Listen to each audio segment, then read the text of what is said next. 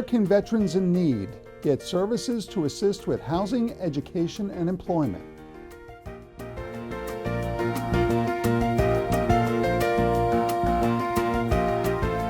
And veterans suffering from PTSD get help for themselves and their families. Post-traumatic stress disorder is a disease that's been around since the beginning of time. I mean, it was first diagnosed back in Sparta. It's been around since World War II, World War I, Korea, Vietnam, and now with Iraq and Afghanistan.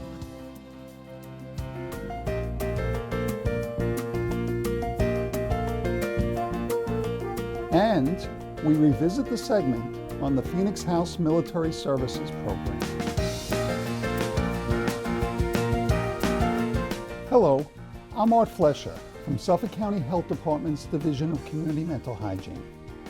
I'm your host for Something of Substance, our monthly video magazine. Welcome back. Each month we show how substance abuse, mental illness, and developmental delays affect you, your kids, and your community. We'll also give you a few examples of how services in Suffolk County help people find the inner resources they need to tackle their problems. I had no idea it was going to be so hard. I didn't know what to expect. You hear the stories, but I never took any of it seriously until I found myself here. And then I realized I was going to have to work hard for my recovery. If you or someone you know has a drug or alcohol problem, you are not alone. Recovery was the hardest job I ever had, and the most important.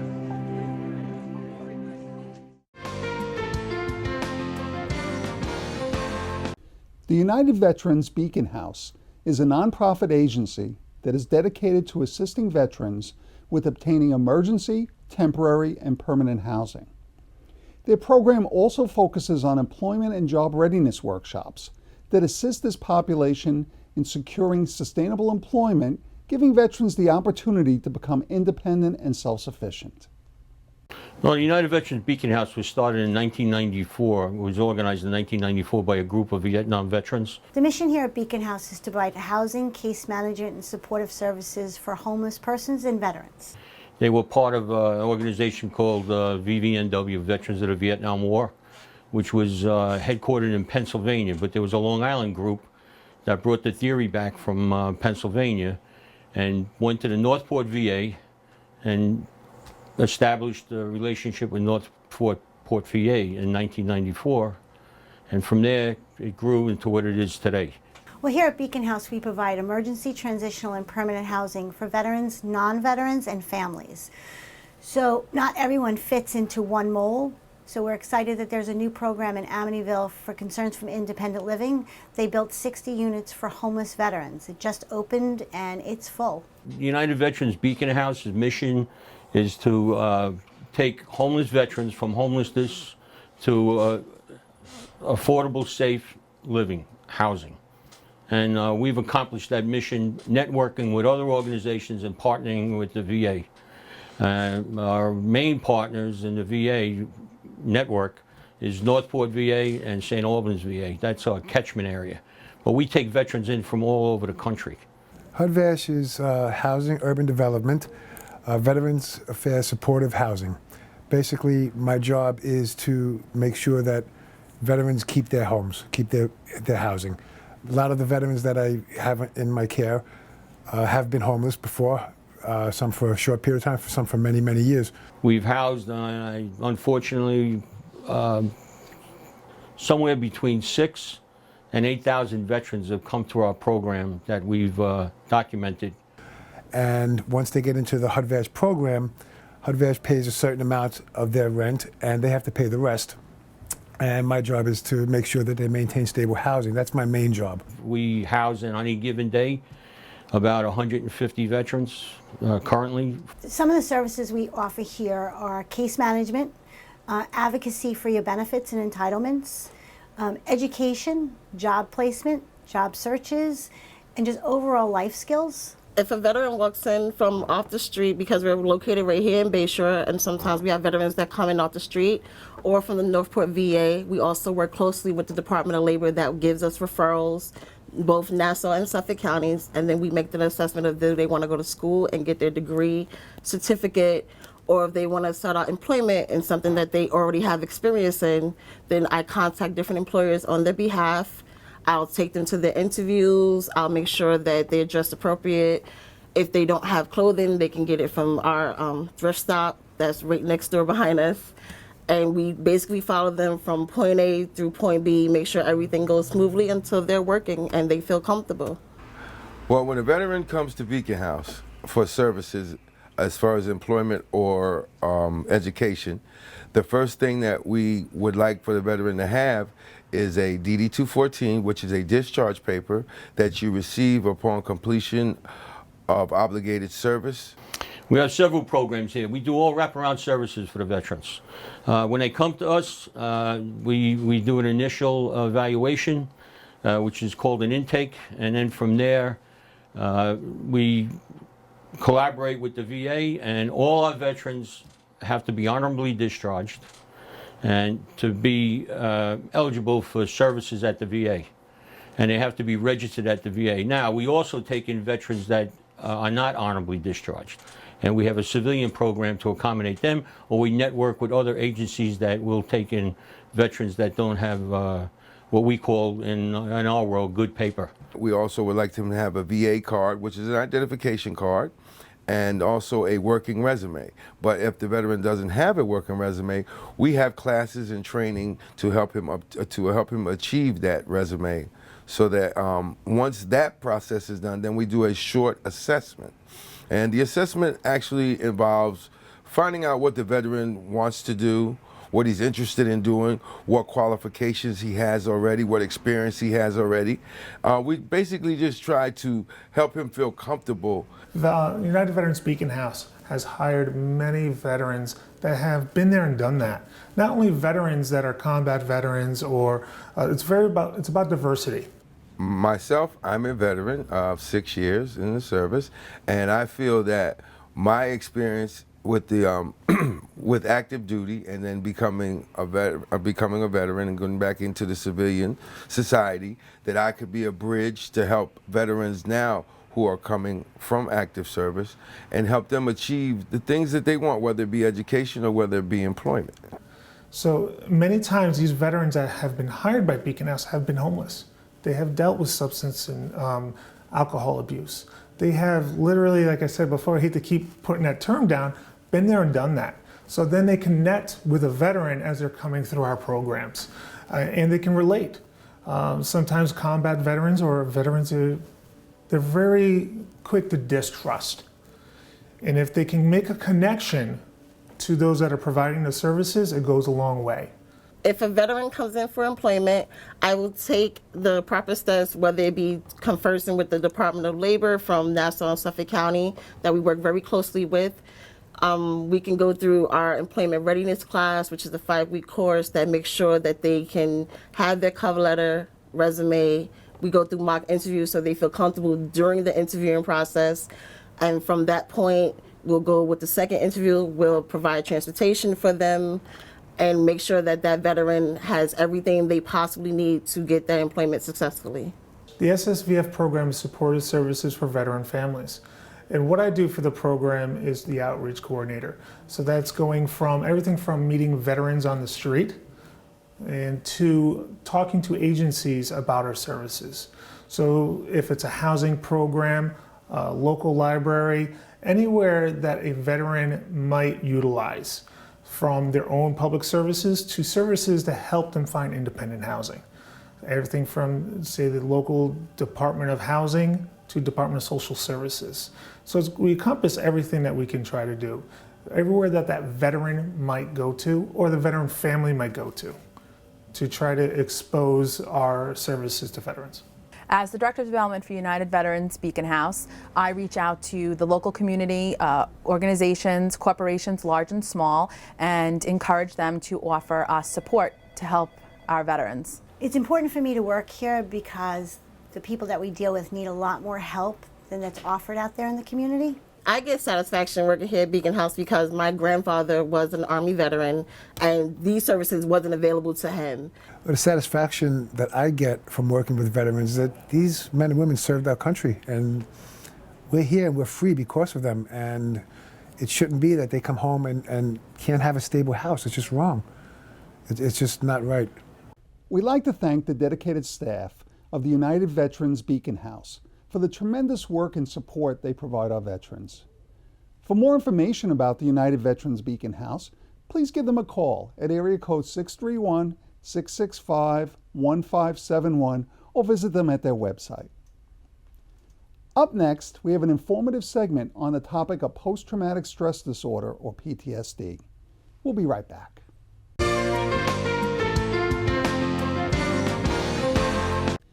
Soldiers who have served in combat often experience difficulty readjusting to civilian life. The psychological effect of their traumatic experiences often has a lingering and detrimental impact on their social life as well as those of their families. We spoke to some experts and veterans to share their knowledge on this mental health concern. Post-traumatic stress disorder is a disease that's been around since the beginning of time. I mean, it was first diagnosed back in Sparta. It's been around since World War II, World War I, Korea, Vietnam, and now with Iraq and Afghanistan. It's that switch inside of our body that tells you to either fight or run. But the problem with PTSD is that it's not a switch. It doesn't turn off. So when we're in combat, such as myself, when we're faced with these scenarios that we're not used to, being on the home front, being safe, then we have to react. We have a startle response. So we react. Now, are we going to fight or are we going to run? And that's part of being a soldier, is knowing when to fight, when to run, and make these decisions. Now that we come home, it's not a light switch. It doesn't turn off. Now we still continue with these same symptoms.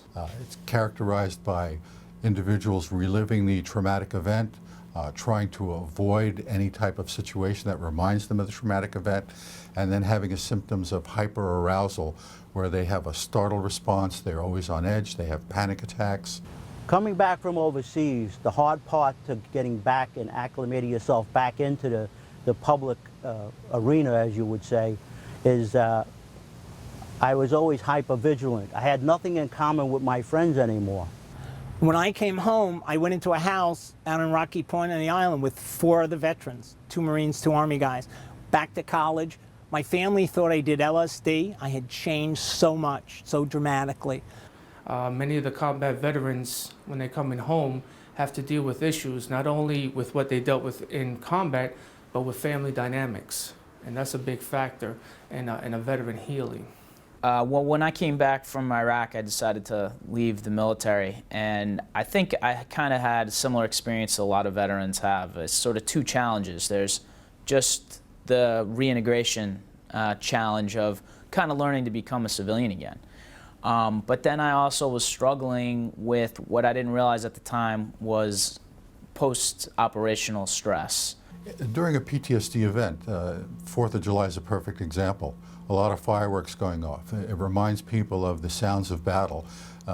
They relive the event. IED explosions in Iraq and Afghanistan. They want to avoid situations. They're traveling down the road.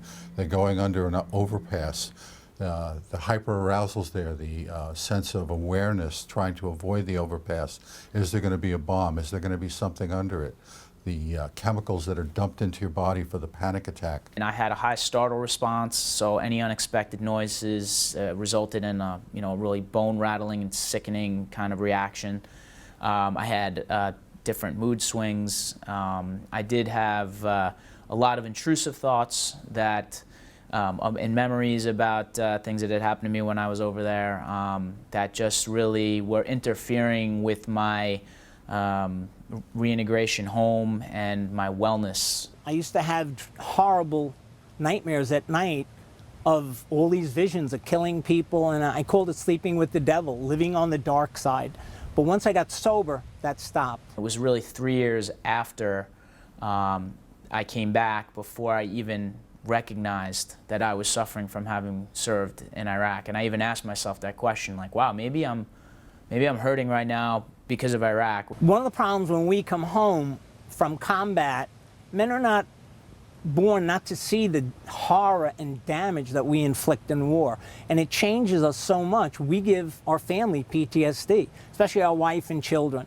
The Babylon Vet Center deals with war trauma, and we deal with issues of readjustment, as well as military sexual trauma, bereavement.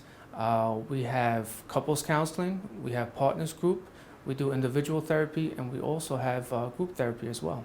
The Veterans Health Alliance of Long Island is a collaborative effort of about 80 different organizations, including the VA here at Northport, county and state mental health departments, drug and alcohol providers, mental health providers, as well as local universities. And our mission is to promote the health and well-being of Long Island veterans and their families through advocacy and a broad array of services. Soldiers find out about the Babylon Vet Center through numerous outreach events that we attend in the community, as well as referrals from the VA and other organizations that assist veterans, such as the Soldiers Project and other community organizations. The Soldiers Project is an organization. It's a group of volunteer social workers, doctors, psychotherapists, family counselors that provide free, confidential psychological counseling for the vets who are returning from Iraq and Afghanistan and their families. The treatment protocol that we use here at the VA is real evidence-based treatment. We do a lot of prolonged exposure, which is kind of reliving the event, doing relaxation techniques to help deal with the feelings that come up. There's cognitive processing therapy that we use. We use a lot of yoga, guided imagery. Yoga has become an evidence-based treatment for PTSD. There's a lot of group therapy, individual therapy. We try to utilize medications to help with the nightmares, utilize medication to help with panic attacks, depression, anxiety.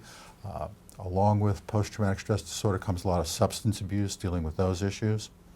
All of that's involved in treating a veteran here.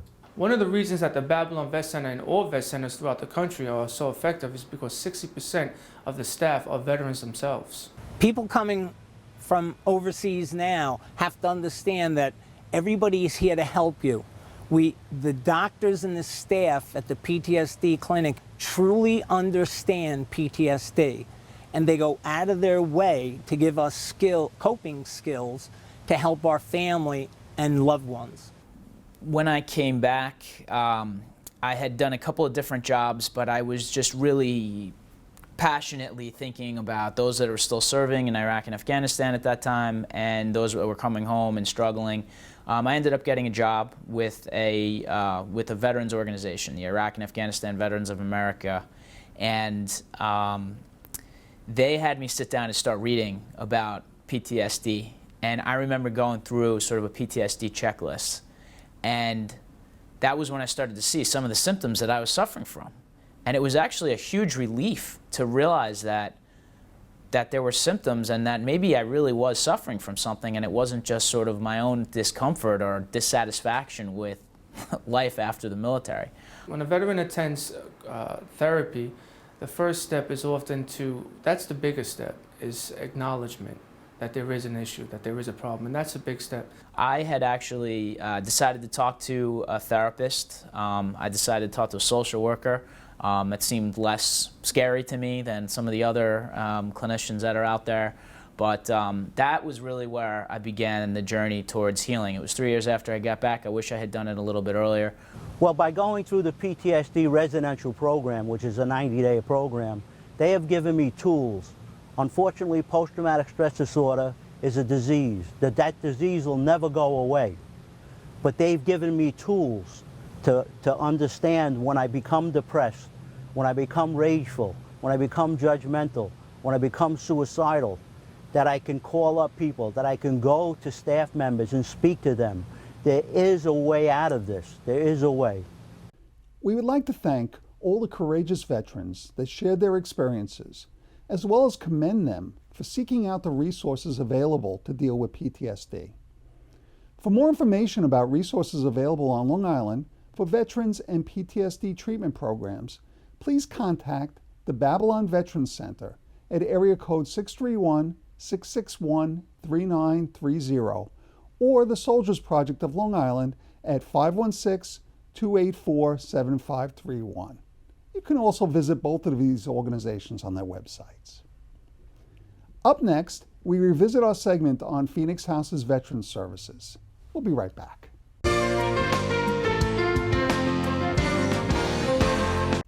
We've heard so much about military veterans and returning soldiers whose lives are marred by problems and who receive so little help.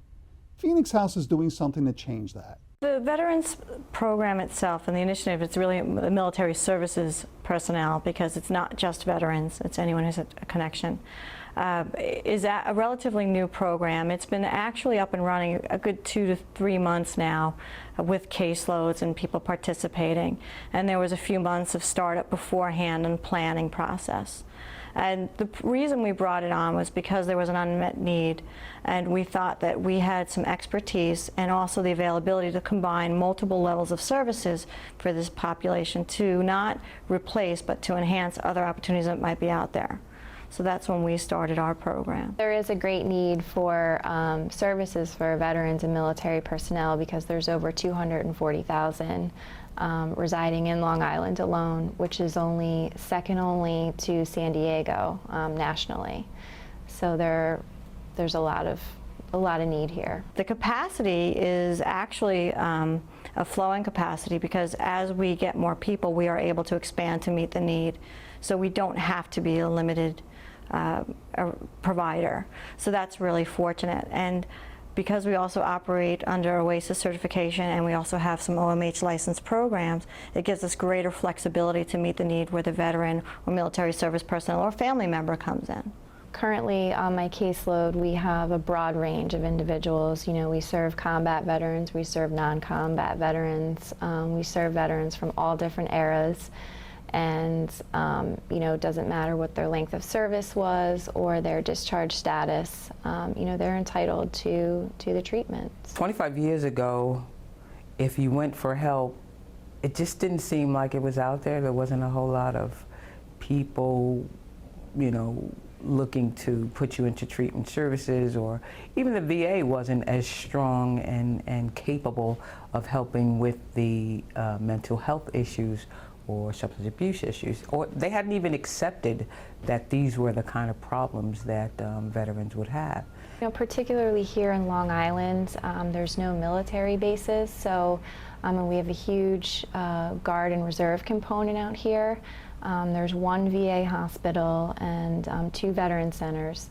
So I think what happens is after multiple deployments, military personnel come home and they don't have the camaraderie that they felt within their unit, and it's difficult for them to access resources. It's a great option that we have, and that's actually something that we've been able to partnership well with the VA, because the VA has a limited amount of beds for a limited amount of space and time, whereas Phoenix House is able to operate under OASIS regulation, and we have different options, and we have options of intensive residential care, we have options of a community residence level of care, and what that would mean to the general public is different levels of care means different level of needs. You know, veterans just need more resources, and we work together with the VA actually, and you know, we as military personnel come into the program here, we want them to access all the benefits that they're entitled to. We make sure that they get registered with the VA, get any medical care, any other care that they can get there. We're happy that we can offer a full range of medical services. They're going to get a full physical coming in the door. They're going to, you know, access any medical services they need during the time that they're participating in Phoenix House. Additionally, not all servicemen and women, you know, want to access the VA for a number of reasons, whether it's accessibility, whether they're still working in the police force or in the fire department, and you know, they're concerned about having a diagnosis on their record for issues of confidentiality. I think that in as much as being a part of a program where anyone can participate, it's nice to have a part of that population that can identify specifically with what you've been through. We also have the capability to serve veterans of any discharge status. Plenty of good soldiers are discharged from the military with a less than honorable discharge, often substance use related. So of course we're going to offer services to them. And we also have a much broader capability to serve family members, you know, with or without the veteran. In no way do we try to replace the VA. You know, we're not a hospital. And, you know, we really saw this as an opportunity to work with the VA and sort of fill the gaps that, you know, we have that with what they have and vice versa. So, and it's actually been a very great experience working with the Northport VA. Another element is the vocational services. When we talk about coming into a program here on Long Island or in the city, you can actually access our vocational services direct track in Brooklyn. The cosmetology services, they'll be available to individuals who wanted to get a makeover, say. So through those in training and those who are living in the program or coming into our program from outpatient, they can access the services, the cosmetology services. We have a vocational track that includes building maintenance, office assistant, carpentry, masonry, culinary arts. And so through all of those things, you are, you know, assured that there's a track, there's something that you can do. Phoenix House does offer different treatment opportunities, but there's also an access level because of how we function, and that if someone truly does not have an ability to pay for treatment, that does not exclude them from treatment at Phoenix House. It's important to know that there are care levels out there, whether it's through the VA or not, that there are all different levels of care, and that if you're going through a financial difficulty, don't use that as the excuses not to get the help, because we will not turn you away for inability to pay. What I like most about working with veterans who come through Phoenix House is I really have the opportunity to work with each person as an individual and really get to know them and their story, and we have the flexibility here to be able to make a treatment very, very individualized, and you know, to me that's a gift. We'd like to thank Phoenix House for providing some insight into their programs for veterans. For more information on Phoenix House military programs, give them a call at area code 631-306-5776. We'd like to thank our viewers for tuning in to Something of Substance. Our video magazine is a public resource, and we're eager to hear your feedback, as well as any suggestions you may have for future show topics. For all inquiries and concerns, please contact me at art.flesher@suffolkcountiny.gov. I'm your host, Art Flesher. Join us again next month for more of Something of Substance.